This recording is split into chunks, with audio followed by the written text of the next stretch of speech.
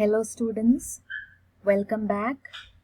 So we were discussing the poem Breaking Silence written by Janice Merikitani. We had completed the introduction to the poem. Hope all of you remember the points that were mentioned in the introduction. Now we are about to start the poem. So we saw how the author Janice Merikitani has always been at the forefront in attacking any kind of institutionalized racism, oppression, and violence in general.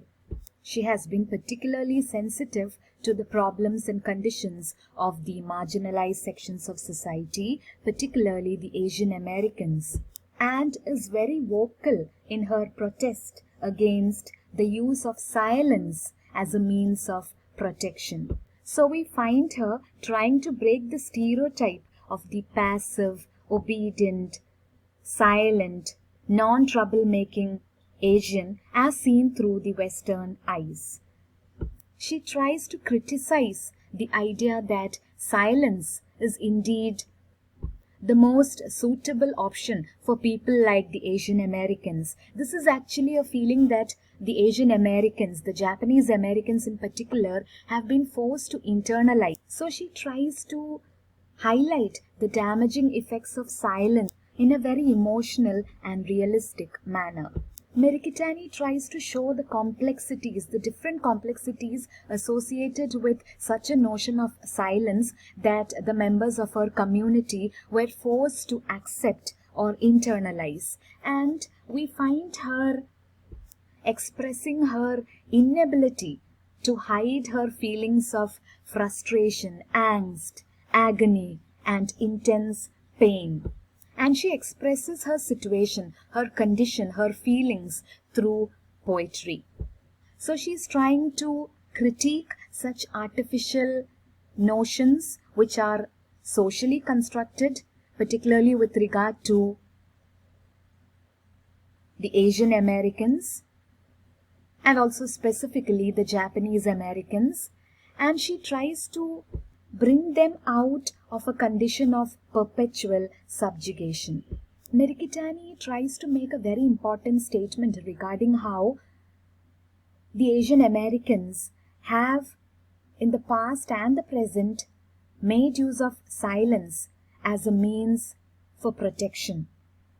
And most importantly, she also tries to explore the meaning and significance of her Asian American identity as defined by the society around her, and she also attempts to eliminate, to destroy all those stereotypes and expectations that are framed around people like her. The very title of the poem, Breaking Silence, therefore, reiterates the need to come out of a situation of silence and complacency. This silence has to be broken at any cost, and they have to assert rather powerfully their own identities, their own individualities in a very emphatic manner. And this poem is an attempt to grant visibility and voice to the hitherto silenced Japanese American community. So, talking about this poem, Breaking Silence, as I said, it includes the testimony offered by her mother before the commission that was constituted to inquire into the conditions associated with the internment experience that caused large-scale suffering and loss to the Japanese Americans.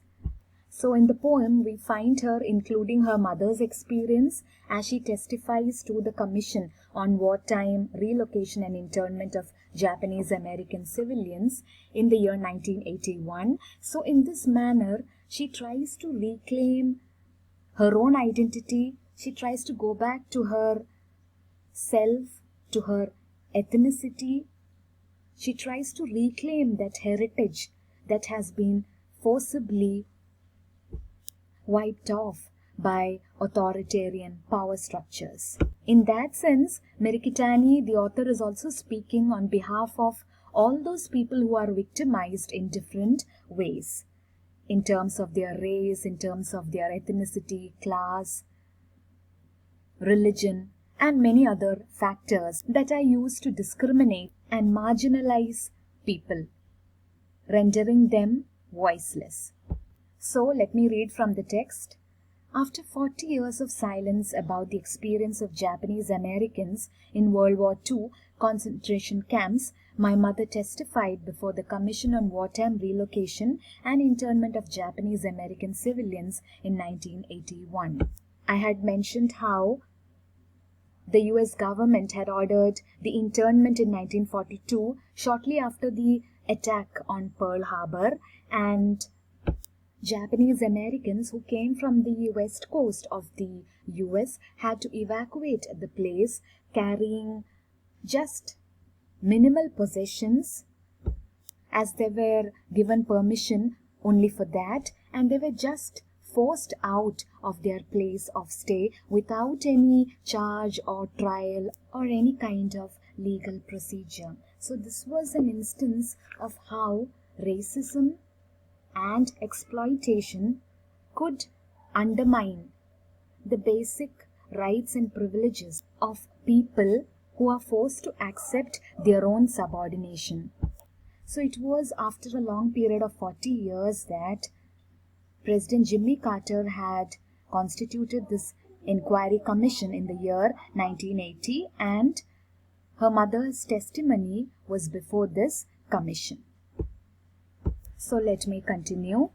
For my mother, there are miracles that happen, she said, from the silences in the glass caves of our ears, from the crippled tongue, from the mute, wet eyelash, testimonies waiting like winter. We were told that silence was better, golden like our skin, useful like go quietly, easier like don't make waves, expedient like hostels and deserts. Mr. Commissioner, the U.S. Army Signal Corps confiscated our property. It was subjected to vandalism and ravage. All improvements we had made before our incarceration were stolen or destroyed. I was coerced into signing documents giving you authority to take. So I guess you would have understood that the part that is given in quotation marks indicates the testimony of her mother. So as I said earlier, this entire poem contains the statements made by her mother as she testified before the commission. So we'll come back to this section after we discuss the first part of the poem. So, coming back to the beginning of the poem, there are miracles that happen, she said. The very first line talks about a miracle, and we know that a miracle brings to our mind feelings of surprise, excitement. It's something that is least expected.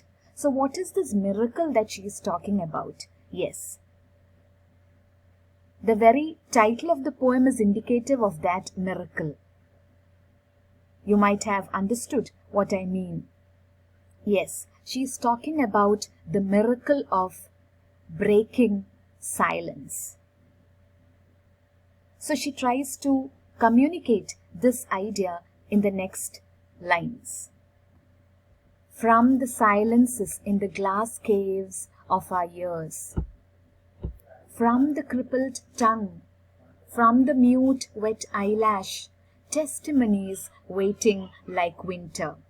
So the word testimony itself indicates the miracle that she is talking about. So she says that miracles do happen, and in her case, this miracle has evolved out of the silences in the glass caves of their ears, from their crippled tongue, from their mute, wet eyelashes, and they take shape in the form of testimonies that were lying dormant in their own selves. Miracles happen when their muffled cries finally manage to come out into the open in the form of testimonies, waiting like winter. So she emphasizes how they were brutally silenced when she talks about the glass caves of their ears, indicating how their ears had gone deaf, unable to hear anything, and how their tongues were crippled, disabled, unable to talk anything, how they remained mute, silent, expressing themselves through their tears, through their wet eyelashes. So she talks about how they were forced to remain silent. They were not supposed to hear anything. They were not supposed to talk about their feelings, to express their anxieties and worries.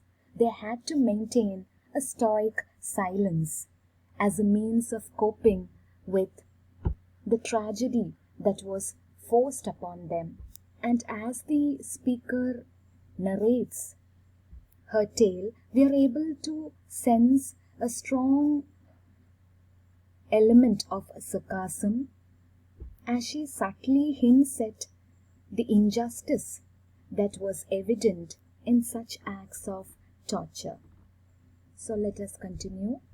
We were told that silence was better, golden like our skin, useful like go quietly, easier like don't make waves, expedient like hostels and deserts. So see the way in which she puts this idea across. She says, we were told. So that very line talks about how they were forced to accept or internalize this feeling of subjugation. It was rather imposed upon them in a very, very inhuman manner. So she says, we were told to accept this idea that silence was much, much better for us. So, as I mentioned earlier, these Asian Americans, these Japanese Americans, they were told that if they have to survive, then they should remain silent without indulging in any kind of violence, without indulging in any kind of revolt. They had to silently endure whatever was thrust upon them. So they were made to believe that silence was better. It was golden like their skin. So see how she hints at the color of their skin, which was again used as a tool for racial discrimination. So she deliberately makes use of that word golden. So she says, silence was better and golden like our skin. So they were made to feel that silence should be accepted as a very prized and valuable thing. They should maintain a golden silence, silently bearing all their difficulties. And then she says, they were made to believe that silence was useful, like go quietly. So, the indication again is that rather than questioning things, they should remain silent. It was more useful for them. They could actually live comfortably only by maintaining that golden and useful silence. Then she says how they were made to believe that the silence was much, much easier. It was a far better option than anything else. And it was expedient like hostels and deserts. See the sarcasm again evident in this last line. Expedient means something that is convenient, something that should be adopted to suit a particular purpose or situation, but is not at all proper. We understand the incongruity of the situation, but nevertheless we accept it as it suits the purpose.